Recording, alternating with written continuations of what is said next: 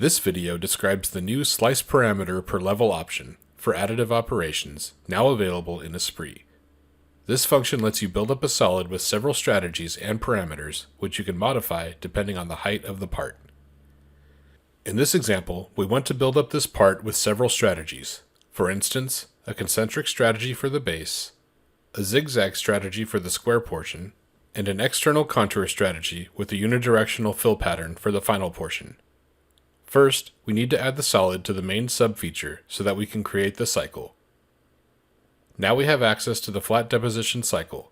On the General tab, we find options like Tool Selection, an option to set the additive subtechnology to arc welding or powder projection, and other parameters that are related to these strategies. On the Toolpath tab, we have some general parameters like accuracy and incremental depth.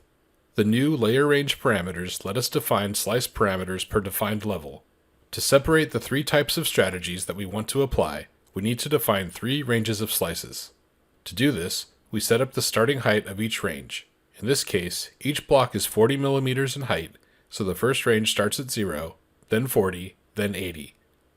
For each range, we can then define the strategies and options such as hatching rotation. Next, we can set up the Links tab and go to Simulation. The base of the part is built up with a concentric strategy. The next section is built up with a zigzag strategy with a rotation of 90 degrees between each layer. And finally, the top layer is built up with an external contour and unidirectional fill. Thank you for watching this Esprit product feature video. For more information on this and other Esprit features, refer to the release bulletin and product help.